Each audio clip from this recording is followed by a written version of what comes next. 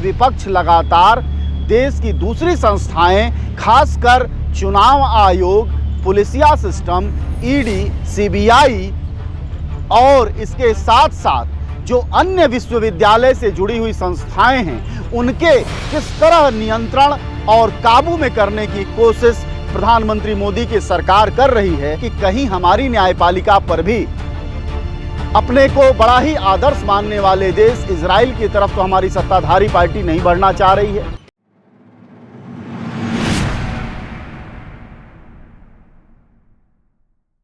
नमस्कार दोस्तों, मैं अजय प्रकाश और आप देख रहे हैं जनज्वार। देश और दुनिया में आजकल उच्च न्यायालयों को लेकर यानी न्यायपालिकाओं की ताकत को लेकर बड़े सवाल उठ रहे हैं, बड़ी बहसें हो रही हैं। उन्हीं सवालों और बहसों में से एक देश है इजराइल, जहां की लाखों की संख्या में लोग सड़कों पर प्रदर्शन कर रहे हैं कि उनके देश की न्यायपालिका के अधिकारों को जूतों तले सत्ताधारी पार्टी के नेता न रौंद दें। हालांकि यह बात इजराइल की है, यह वह देश है इजराइल जिसके अभी के हमारे सत्ताधारी प्रधानमंत्री नरेंद्र मोदी के पार्टी के नेता और उनके बैठे हुए मंत्रियों को बहुत पसंद आता है। तो सवाल ये है कि कहीं इजराइल देश के रास्ते पर हमारा देश भी तो अदालतों के मामले में नहीं जाने वाला है, क्योंकि अभी इजराइल की स्थिति ये है कि पिछले दिनों से जब से वहाँ की संसद ने एक प्रस्ताव पारित किया है कि न्यायपालिका के अधिकारियों को संसद जो है वह नियंत्रित करेगी और अनियंत्रित अधिकार हो गए हैं न्यायपालिका के। तो इजराइल की चर्चा सिर्फ इसलिए दोस्तों कि हम भारत को जरा समझ सकें कि इन दिनों अगर पिछले 2-3 महीनों से आप गौर कर रहे होंगे तो लगातार हमारे कानून मंत्री किरण रिजिजू लगातार न्यायपालिका के अधिकारों पर न सिर्फ कुठाराघात कर रहे हैं, बल्कि जजों पर व्यक्तिगत टिप्पणियां और जजों को अपराधियों के कटघरे में खड़ी करने की कोशिश कर रहे हैं।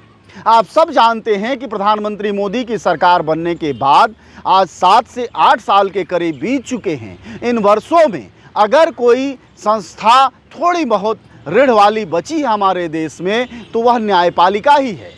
आप सब जानते हैं कि विपक्ष लगातार देश की दूसरी संस्थाएं, खासकर चुनाव आयोग, पुलिसिया सिस्टम, ईडी, सीबीआई और इसके साथ साथ जो अन्य विश्वविद्यालय से जुड़ी हुई संस्थाएं हैं, उनके किस तरह नियंत्रण और काबू में करने की कोशिश प्रधानमंत्री मोदी की सरकार कर रही है, वह हम सब परिचित हैं। अब इकलौता बचा न्यायपालिका है, तो हमारा सवाल ये है कि कहीं हमारी न्यायपालिका पर भी अपने को बड़ा ही आदर्श मानने वाले देश इजराइल की तरफ तो हमारी सत्ताधारी पार्टी नहीं बढ़ना चाह रही है, क्योंकि किरण रिजिजू का जो बयान है वह बयान कई बार मुख्य न्यायाधीश को लेकर भी हो जाता है। अभी हाल में उन्होंने कहा है कि कुछ रिटायर्ड जज हमारे यहाँ देश विरोधी गतिविधियों में शामिल हैं। रिटायर्ड जजों के देश विरोधी गतिविधियों में, सरकार विरोधी गतिविधियों में शामिल होने का आरोप लगाने का क्या मायने है?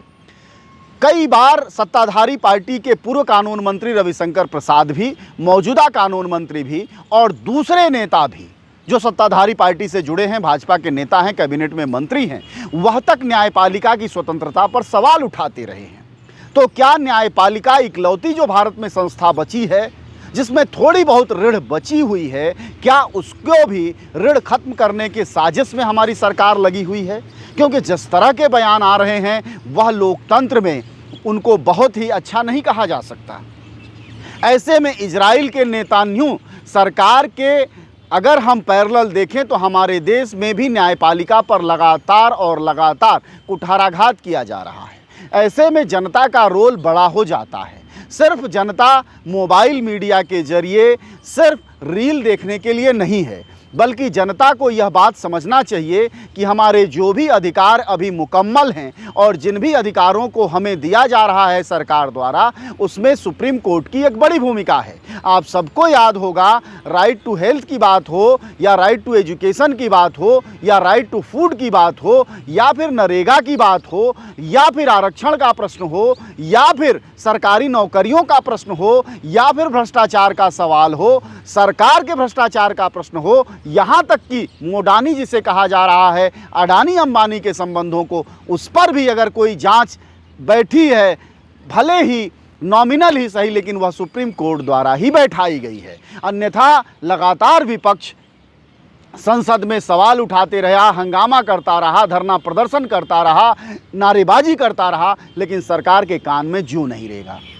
यानी इकलौती संस्था सुप्रीम कोर्ट पर सरकार की निगाहें टेढ़ी हैं और यहाँ जनता की भूमिका बड़ी हो जाती है कि अगर जनता अपनी संस्थाओं को बचाने के लिए सजग और जागरूक नहीं रहेगी और संकट आने में मुकाबले के लिए खड़ा नहीं रहेगी, तो आप को कौन बचाएगा? वो जज जो एक एक की संख्या में हैं, 2-2 4-4 सिक्योरिटी उन्हें मिली हुई है, उनके भूलते और वो बदौलत अगर सरकार उन पर चढ़ बैठी तो नहीं बच पाएगी। ऐसे में जैसा इजराइल में देखा जा रहा है कि जनता सड़कों पर है, वैसे में भारत में भी अब यह चुनौती आने वाली है, क्योंकि एकमात्र संस्था सुप्रीम कोर्ट है या देश की बड़ी अदालतें हैं जिनमें अभी ऋण है और जो जनाधिकार को अभी तक हाथ में पकड़ी हुई हैं। और सबसे बड़ी बात, विपक्ष के लिए भी वही एक मुकम्मल आवाज़ है। अन्यथा यह संसद तो आप देख ही रहे हैं, सड़कों पर पाबंदियां तो देख ही रहे हैं। सबसे बड़ी पाबंदी यह है कि देश में धरना प्रदर्शन संघर्ष करना मुश्किल हो गया है। इसलिए अपने सुप्रीम कोर्ट को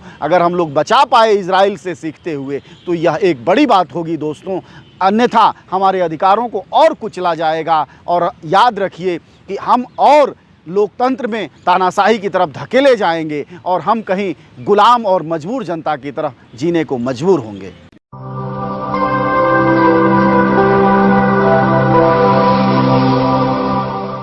जन ज्वार, जनता की मीडिया।